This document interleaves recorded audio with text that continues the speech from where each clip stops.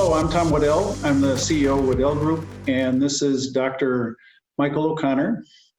What have you learned about managing projects remotely in the last few months? And then what are your best tips? We'll have both of those questions in the same question.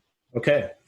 All right. So learned a lot. So I will preference that I did my dissertation for my PhD in virtual and co-located teams and R&D in the medical device space. So I have a little bit of expertise, you might say, in this area, but really more knowledge. So I have a little slice of expertise.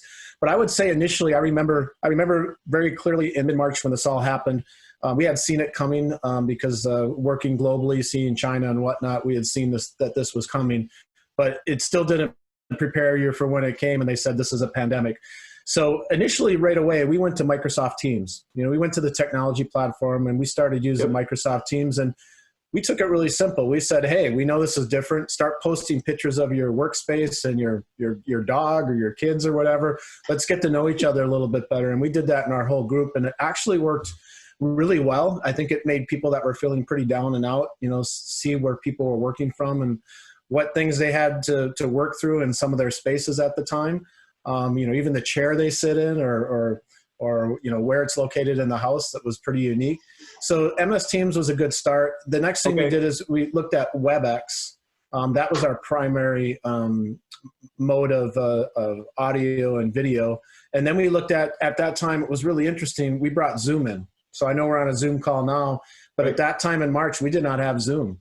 And we brought in Zoom, we started using Zoom, and I actually like Zoom over Webex.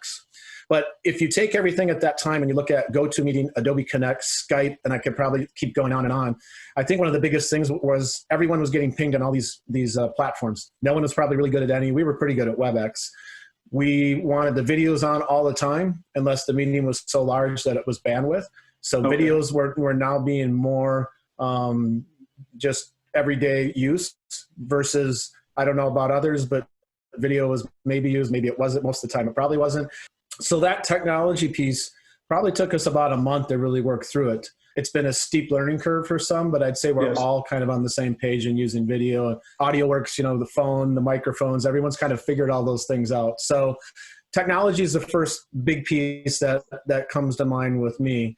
The next thing is more one-on-ones. So I wanted to make sure that I was having check-ins with people that worked with me, people that I'm doing work with and volunteering and stuff. So I started putting more one-on-ones in the calendar and having that cadence versus the hallway, water cooler, coffee kind of discussion. The unique thing in the one-on-ones now, I think it's more how you doing, you safe, you healthy, your family good.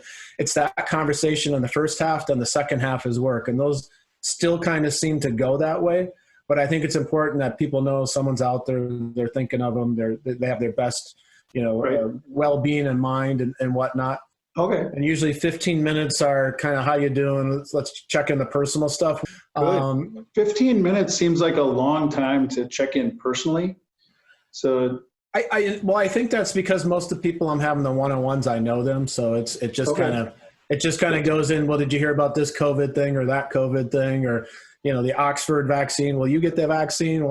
So it does seem like a lot, but it does seem to go about 15 minutes. And then we get into the 15 minutes of work, and that works pretty good. Some of them are weekly, some are monthly, some are bi-weekly.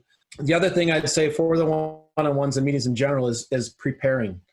You have online meeting to online meeting to online. It's line to line to line. So you almost need to prepare early in the morning or the night before to say what meetings here are important, what things do I need to know.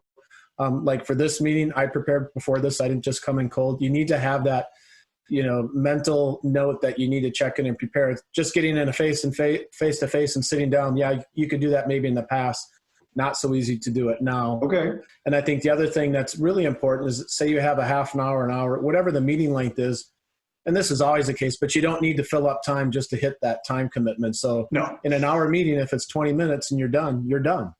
And then one of the other things I think over the last 6 months that has really changed, at least for me, is networking. I used to network a lot. I've networked even more. So when I get together with volunteers or people at work that I don't know, I network right away on LinkedIn with them. But now lately, more and more people are starting to do more and more things. So it seems to be an uptick and people that want to connect and people that I'm connecting with. So I think LinkedIn is a really good tool to help just see what's going on and you know, just check in to see if there's any good practices for working remotely. So that's some good stuff too. I think being at home, you really need to be prepared because your home office is different. I'm lucky my office is duplicated exactly like my work office, exactly to the mouse pad, to the mouse, everything. It's the same, but it's still a different environment. I have a window right next to me. I have noise outside of me.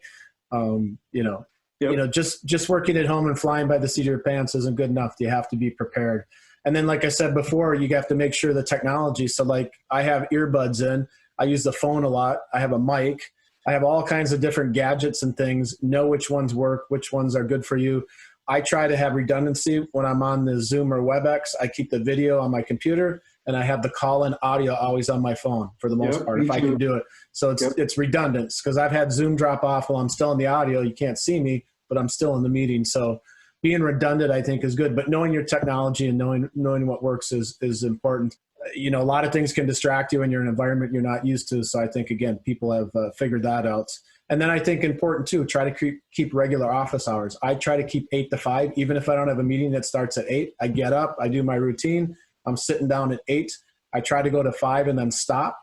But like all of us, you know, usually back on at night to do email and do work. But I think that's important because it's going to be easier now when it gets cold out, at least here in the Midwest. It's going to get darker earlier. People find, at least I do, I find myself working longer hours when it's like that. And it doesn't always mean that you're working better or working more efficient. It just means you're working longer. So, and like I said before, I have to stress it again, use your video all the time. Unless there's a reason to have the video off, you should have it on. And if other people have it off, then you can turn it off. But I always approach my meetings with video on and see how it goes from there. Usually people will turn their video on and go, oh, my hair is messed up or I don't have things the way I want it, but okay, I'll turn my video on. Well, that means you have to shave and brush your teeth and stuff. Yeah, exactly. Well, I wouldn't know if you didn't though, so it's all fine. But yeah, I think it's a good thing. And then I think one of the other important things I try to do is get up at some point in the day and walk around, move around, get some exercise, whatever that means to you. It might be a walk. It might be getting on, a machine you have at home or whatever it is. You have to step away. It's going line to line, no lunch break and whatnot. That's just not probably the best thing to do. Okay. Well, thank you very much for your time.